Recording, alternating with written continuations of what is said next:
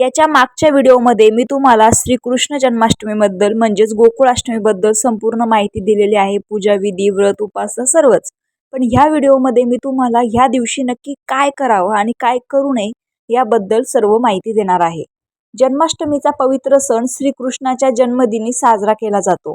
पौराणिक कथेनुसार द्वापार युगात श्रावण महिन्यातील कृष्ण पक्षातील अष्टमी तिथीला रोहिणी नक्षत्रात श्रीकृष्णाचा जन्म झाला. त्यामुळे या दिवशी जन्माष्टमीचा उत्सव साजरा केला जातो. या दिवशी लोक उपवास करतात आणि रात्री बाळ श्रीकृष्णाच्या जन्मानंतर विधिवत पूजा करतात. हा सण मथुरा आणि वृंदावनसह जगभरात मोठ्या थाटामाटात साजरा केला जातो.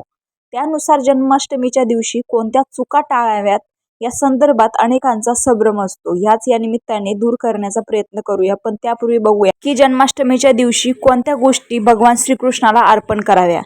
जन्माष्टमीच्या दिवशी भगवान श्रीकृष्णाला पिवळ्या रंगाचे कपडे आणि पिवळ्या रंगाची फुले अर्पण करा. पिवळा रंग हा श्रीकृष्णाचा प्रिय रंग मानला जातो. यामुळे ते प्रसन्न होऊन तुमच्यावर त्यांची कृपा नेहमी राहील. हिंदू धर्मात कोणत्याही शुभ कार्यात पंचामृताचा वापर केला जातो. जन्माष्टमीच्या दिवशी दक्षिणावर्ती शंखात पंचामृत टाकून त्याने लड्डू गोपाळाचा अभिषेक करावा. नवविवाहित लोकांनी किंवा संतान सुख प्राप्तीसाठी हा उपाय नक्की करायला हवा. जन्माष्टमीच्या दिवशी श्रीकृष्णाची पूजा करताना तुपाचा दिवा लावा. यामुळे घरातील सर्व नकारात्मकता दूर होते. तुमच्या घरात यामुळे सुख समृद्धी नांदेल. भगवान श्रीकृष्णाला खीर अतिप्रिय आहे. त्यामुळे या दिवशी गोडाचे पदार्थ किंवा खिरीचा नैवेद्य नक्की अर्पण करा. त्यामुळे तुमच्या आयुष्यातील अनेक संकटे दूर होतील आणि प्रगतीचे नवे मार्ग खुले होतील. भगवान श्रीकृष्णाला लोणी आणि खडीसाखर अधिक प्रमाणात आवडते. तुमच्या अनेक इच्छा पूर्ण करायच्या असतील तर जन्माष्टमीच्या दिवशी खडीसाखर आणि लोणी अर्पण करून त्यांचा आशीर्वाद घ्या. श्रीकृष्णाला बासरी राधाराणी इतकीच प्रिय आहे. धार्मिक कथेनुसार बासरी हे राधाराणीच्या प्रेमाचे प्रतीक मानले जाते. त्यामुळे या दिवशी बासरी अर्पण केल्याने कुटुंबात गोडवा टिकून राहतो. या दिवशी गोविंदाष्टकम चे पठण केल्याने श्रीकृष्णाचा आशीर्वाद प्राप्त होतो किंवा तुम्ही यूट्यूबवर ऐकू पण शकता असे म्हटले जाते. तसेच मानसिक शांती मिळून मन स्थिर होते. घरातील नकारात्मकता दूर होऊन सकारात्मकता येते. तसेच भाग्यात वाढ होते आणि घरात सुख समृद्धी नांदते.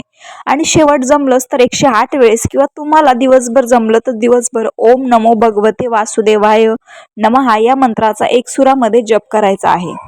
आता बघूयात आपल्याला कोणत्या चुका टाळायच्या आहेत. सर्वात पहिली, तुळशीला स्पर्श करू नका. जन्माष्टमीच्या दिवशी सकाळी तुळशीची पूजा केली असल्यास लक्षात ठेवा, संध्याकाळी तुळशीच्या रोपाला अजिबात स्पर्श करू नका. देवी लक्ष्मी स्वतः तुळशीमध्ये वास करते आणि संध्याकाळी स्पर्श केल्याने देवी लक्ष्मी क्रोधित होते. 2. मोकळे केस सोडू नका. तुळशीची पूजा करताना किंवा कोणत्या देवी दैवतांची पूजा करताना महिलांनी केस कधीही मोकळे सोडू नये. तुळशीची पूजेच्या वेळी केस बांधून ठेवावे. तिसरी चूक, तुळशीची पाने ओरबाडू नका.